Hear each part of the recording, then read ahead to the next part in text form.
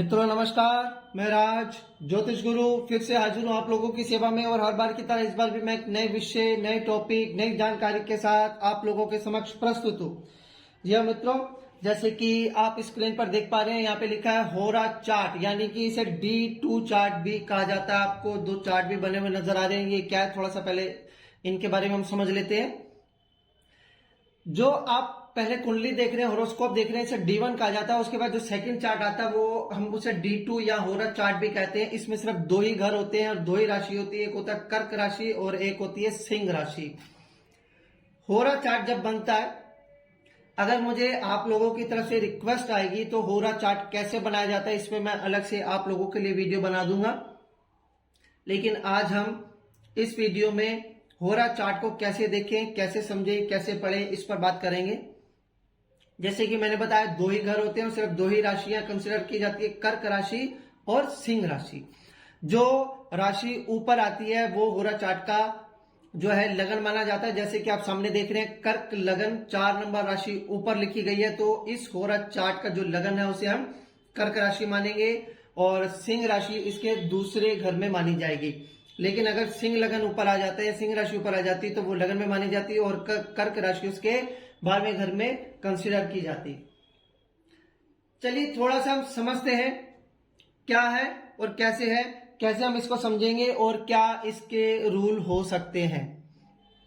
हम एक एक करके इसे देखते चले जाते हैं और समझते चले जाते हैं। देखिए, हम सब जानते हैं कि ये जो कर्क राशि है, ये चंद्रमा इस राशि का स्वामी होता है। कर्क राशि या चंद्रमा एक सौम्य ग्रह माना गया है। तो अगर कर्क लग्न का होरा चार्ट है तो इसका मतलब है, वन बाय वन एक एक स्टेप करके हम इसे समझते चले जाते हैं। कर्क लग्न का मतलब है कि जातक को जीवन में अधिक परेशानियों का अनुभव नहीं करना पड़ेगा अगर होरा चार्ट का D2 चार्ट का कर्क लग्न या कर्क राशि ऊपर आती है तो। ये हो गया रूल नंबर 1। लेकिन अगर सिंह लग्न ऊपर आ जाता है तो इसका मतलब है कि जातक को जीवन में उसके सामने कठिन हालात प्रस्तुत हो सकते हैं। अब सेकंड पॉइंट हम क्या इसे देखेंगे। मान लीजिए कि कर्क लगन यहाँ पे ऊपर है, होरा चार्ट का कर्क राशि ऊपर है और यहां पर सौम्य ग्रहों की अधिकता है। सौम्य ग्रह जैसे मान लीजिए यहाँ पे चंद्र बैठा है, बुध बैठा है, शुक्र बैठा है और यहाँ पर गुरु बैठा है। और मान लीजिए कि जितने भी जो बच गए हैं, जैसे मंगल, शनि, राहु, केतु और दूसरे जो पापी ग्रह है वो यहाँ बैठे हैं या क्रूर ग्रह यहाँ पे बैठे हैं। तो अब इसको कैसे समझेंगे। देखिए, मैंने बताया था सबसे पहले कि ये सौम्य राशि है और ये सूर्य की राशि, इसे क्रूर राशि माना जाता है।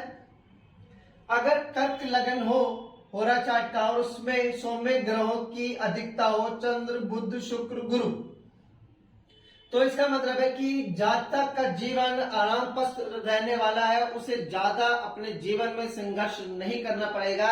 उसके जीवन में ऐसे हालात बहुत कम या लगभग ना के बराबर बनेंगे जब उसके सामने संघर्ष की स्थिति उत्पन्न हो।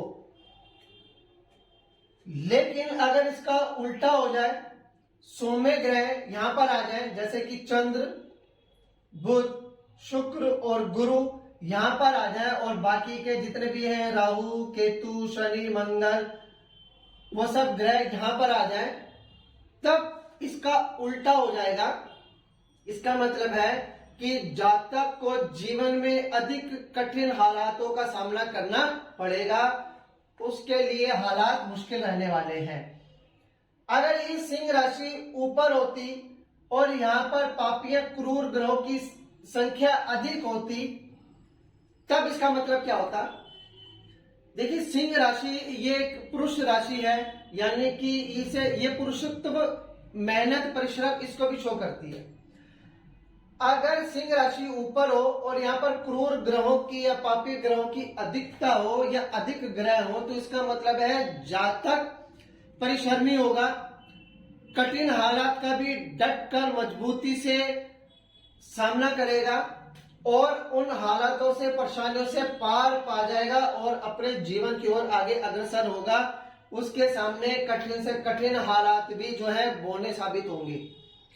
अगर सिंह राशि ऊपर हो जाए और क्रूर ग्रह हो। लेकिन मान लीजिए कि यहाँ पर सिंह लगन आ जाए या सिंह राशि आ जाए और यहाँ पे सौम्य ग्रह अधिक हो जाए, तो फिर आप इसका उल्टा समझिए, यानी कि जातक को जीवन में अधिक परेशानियों का सामना करना पड़ेगा और वो उन परेशानियों का डट कर मुकाबला नहीं कर पाएगा और परेशानियों से आसानी से पार नहीं कर पाएगा, उसको किसी न किसी मदद की जो है जरूरत पड़ेगी। तो आप समझ रहे हैं, मैं आपको दोनों स्टेट में बता रहा हूं कि अगर वो लगन ऊपर हो और ऐसे ग्रह हो तब क्या होगा, अगर वो लगन नीचे हो तो ऐसे ग्रह हो तब क्या होगा। ये थे हमारे कुछ पॉइंट। अब एक पॉइंट और समझिए। मान लीजिए कि कर्क राशि है और यहां पर कुंडली का लग्नेश और धनेश, लगन का मालिक और दूसरे स्थान यानी कि धन का मालिक यहाँ पे बैठा है। अब जैसे कि मैंने बना रखा, मान लीजिए कि यहाँ पे बैठा है मंगल और गुरु। कर्क राशि में अगर लग्नेश और धनेश एक साथ बैठी हो तो इसका मतलब है कि जातक को जीवन में धन आसानी से प्राप्त हो जाएगा। वो थोड़ी सी मेहनत करेगा और उसको धन मिल जाएगा। लेकिन अगर मान लीजिए यही चीज ऊपर होती, सिंह लगन ऊपर होता और यहाँ पर लग्नेश और धनेश की युति होती, तो तब कैसे समझते? तब इसे समझते कि जातक को धन मिल जाएगा लेकिन उसको उसके लिए परिश्रम करना पड़ेगा, उसके लिए उसे युति लगानी पड़ेगी और जो है हालात का सामना करना पड़ेगा, संघर्ष करना पड़ेगा, लेकिन धन मिल जाएगा। मान लीजिए कि इसने थोड़ी सी मेहनत की, इसे धन मिल गया, लेकिन इसको थोड़ी अधिक मेहनत करनी पड़ेगी, इसको तब धन मिलेगा, तब धन प्राप्त होगा। इसी तरह से मान लीजिए यहाँ पे कर्क राशि है और यहाँ पर मान लीजिए लग्नेश और चतुर्थेश, इनकी युति हो जाती है। तो चौथे घर का हम क्या समझते हैं? चौथा घर संपत्ति का होता है, सुखों का होता है। कर्क राशि में लग्नेश और चतुर्थेश की अगर युति हो जाए तो यानी कि जातक को अपने जीवन में सुख, संपत्ति, वाहन जरा सी मेहनत से ही हासिल हो जाएंगे, या उसे हो सकता है कि विरासत में ये सब चीजें उसे प्राप्त हो जाएं। लेकिन अगर सिंह लगन ऊपर हो और यहाँ पर लग्नेश और चतुर्थेश की यहाँ पर युति हो तो जातक को संपत्ति, वाहन, सुख ये सब मिलेगा, लेकिन उसको इसके लिए संघर्ष करना पड़ेगा, कठिन मेहनत करनी पड़ेगी, उसे परिश्रम करना पड़ेगा। तो इस तरह से आप होरा चार्ट देखकर, D2 चार्ट देखकर आप समझ सकते हैं कि जातक का जीवन कैसे रहने वाला है, उसे क्या सब कुछ आसानी से प्राप्त हो जाएगा या उसको उसके लिए मेहनत करनी पड़ेगी, या फिर उसका जीवन जो है संघर्षपूर्ण ही रहने वाला है, या फिर जरा सा संघर्ष का सामना करते ही वो सब कठिन हालातों से पार पा जाएगा और उसका जीवन आगे आरामदायक हो जाएगा। मैंने कोशिश की है अधिक से अधिक जो है इसके पॉइंट बताने की। फिर भी अगर आप लोग कुछ पूछना चाहते हैं तो आप कमेंट कर सकते हैं, और अगर आपको जानकारी अच्छी लगी हो तो इस वीडियो को लाइक कर दीजिएगा, शेयर करना चाहते हैं तो शेयर कर दीजिएगा। अगर लाइक कर दें, सब्सक्राइब ना किया हो तो इसे सब्सक्राइब भी मेरे चैनल को कर दीजिएगा, क्योंकि आपका एक एक सब्सक्रिप्शन मेरे लिए आपके प्यार, आपके आशीर्वाद की तरह होता है और इससे मुझे प्रेरणा मिलती है आप लोगों के लिए आगे काम करते रहने की। चलिए मित्रों, मुझे आज्ञा दीजिए, अगली बार फिर एक नई जानकारी के साथ मैं आप लोगों के समक्ष प्रस्तुत होऊंगा। तब तक के लिए जय माता दी, जय श्री राम, खुश रहिए, स्वस्थ रहिए।